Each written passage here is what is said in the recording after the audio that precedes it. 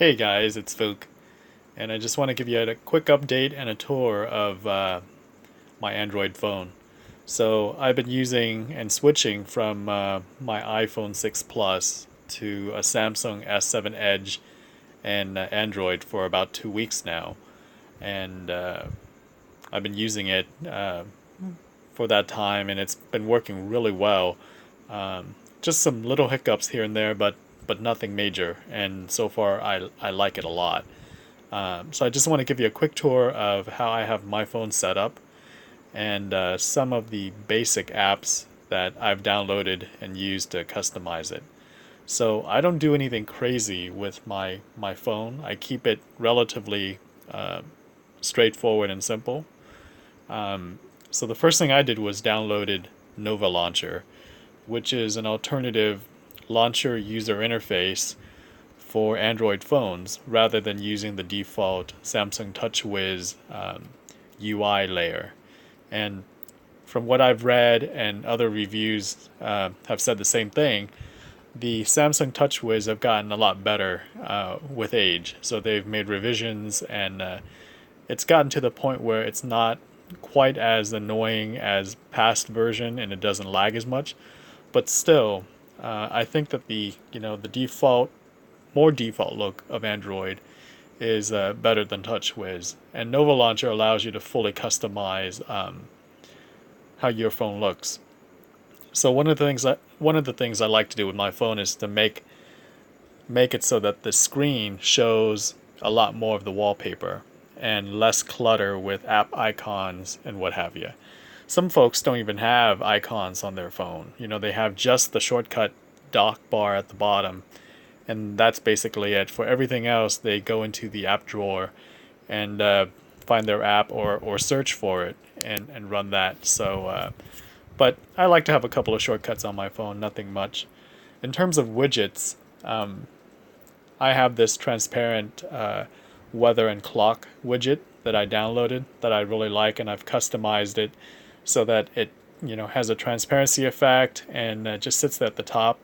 I've gotten rid of the Google search bar because I can just search by swiping on my phone. I don't have to actually touch in there or do anything like that.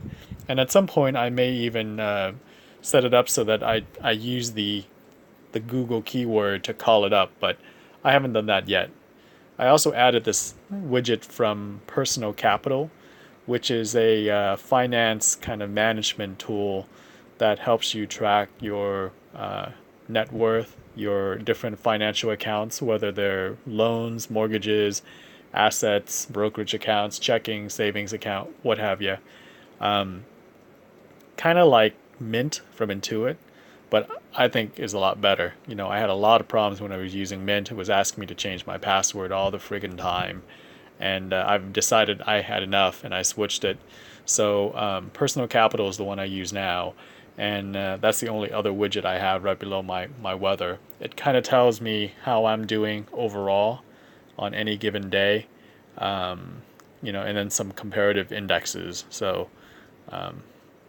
basically, what I'm seeing here is kind of like what I really want to see, which is that if the market's down, I'm down less. And the reverse is usually also true, that if it goes up, I tend to go up a little bit more. But I'll get into that in some other videos. Anyways, what I've done is I've also downloaded another utility called 500 Firepaper. So if I touch my app drawer, it's basically the first app that you see. So 500 Firepaper. And if you go into that, it allows you to change all of the settings. And basically, I'm leaving the screen up a little bit longer because I may, very well upgrade because I really like the app a lot. And basically, if you read it, it says upgrading doesn't give you any new features. Everything, works just fine. The only thing it does is remove the screen, which is kind of cool. I mean, most app developers don't do that, so I'm going to skip that for now so I can show you how it works. But I probably will upgrade to the pro version just to, kind of compensate the guy for making such a great app. But basically, you can do a bunch of settings like, only update over Wi-Fi. You can pick, what features from the 500px website that it's downloading wallpaper from, because that's where it gets the wallpaper, and that's why it's named 500 Firepaper. You can also select categories, so there's a bunch of them. I only have landscapes and nature selected, but you can do stuff like art, people, nudes, travels, whatever. Because there is a nude category on 500px, there's also the setting for show images that are not safe for work, so on and so forth. So set the update interval. I have mine changing every 2 hours, and other stuff. You can set it to change quicker, slower, and if you don't like it, there's also a quick kind of gesture that you can do to trigger it to download a new wallpaper immediately. So this one's actually kind of cool, but I'm going to show you how that works. Basically, if I touch the screen with 3 fingers, you saw those 3 dots there. You can see the wallpaper change immediately. And if you don't like this one, I also think this is pretty cool, but if you don't like it, touch it 3 times again, and you'll get a new one. And you can keep doing that as much as you like. I'm going to get out of this. What you saw pop up there was I accidentally triggered a Nova Launcher settings, which I have as another shortcut. But basically, that's how 500 Firepaper works. It's really awesome. The other thing with Nova Launcher that I want to show you is that I have these icons set up. So I have my dock with the 4 most used icons, my phone, email, internet, and music. And then I also have another row of 5 icons that are messages, social apps, finance, photography, office, games, travel, so on and so forth. Some people go really crazy with Nova Launcher, and it allows you to do that. You can cluster your icons into like a diamond shape in the middle of the screen, a box, whatever. I like to keep things simple. I want my icons to line up with the dock, so I have 5 rows of shortcuts there. But you'll notice that some of them are actually folders. So like social, finance, photography, they're folders. And if I go into them, like the social one, I have Facebook, Google+, Hangout, Instagram, so on and so forth. But what's cool is that with Nova Launcher, I can set it so that rather than having to open the folder, touch the app I want, and launch it, I can just swipe up on the social folder, the entire folder. And I basically get, it starts the main app, the first app that's in the number 1 position. And go back out. And the way you do that is you can, kind of long press on the folder and you can edit it. And one of the swipe actions you can see is that it's, running Facebook. But I can actually set it so that I can do the first item in the folder. So I have it doing a specific app for this one, but you can do first item in the folder. So that's kind of cool. So like my entertainment folder has my music player as kind of the default app, but I also got all these other stuff like video player, my podcast, my YouTube, Netflix, my books. So that's really cool.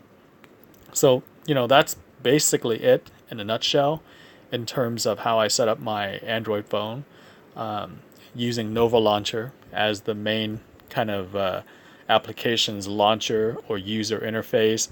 A lot of different names for it. It's basically the app on Android that does everything that you interface with the phone on. It's called Launcher if you're coming from a different like the iPhone world, but there are others. But I just happen to think that that's the best one and the most customizable launcher. I did buy the Pro version of that so that I can do all of these cool things with gestures. But, and the other one that I downloaded almost immediately was 500 Firepaper to give me these options for wallpaper. So, you know what? Before I sign off, I'm going to show you a few more cool things I've set up with gestures. So everybody knows that notifications on an Android is like, really cool, right? And it is. But the other thing is that all the quick settings on Android are kind of awesome as well. So what I've done is I've set up a 2-finger gesture where I drag down on my screen and it opens up all of my quick settings. So the row on top that you see with Wi-Fi, sound, auto rotate, Bluetooth, blah, blah, blah, is kind of the default icons you see for quick settings. but if I did the 2-finger swipe down, it shows me all of them, so I can, you know, immediately turn on airplane mode or turn it off, turn on locations, all the other settings basically. The other thing that I have it set up to do is that if I swipe up from the screen, anywhere really on the screen, it brings up that Google search, the Google Now search right away. So that's why I can get rid of that, you know, search bar. I don't need it. So if I swipe up, how much is 4,000 Hong Kong dollars in USD?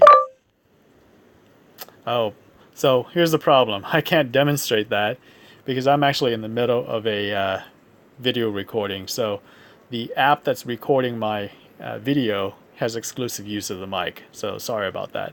But if I wasn't recording the video, it does work awesome.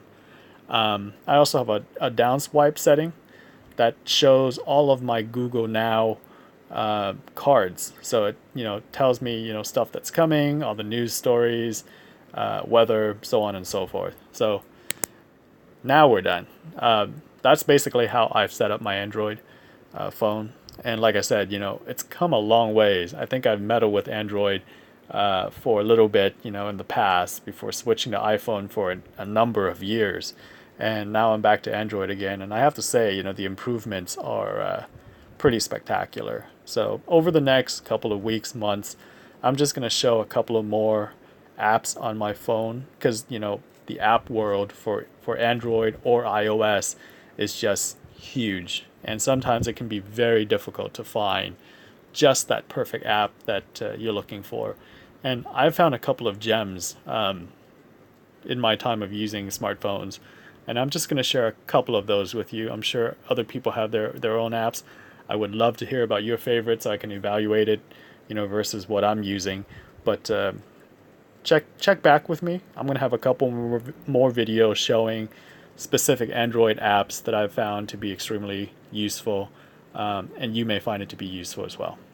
Anyways, thank you guys. If you liked the video, give it a thumbs up and check back with me. I'll have more.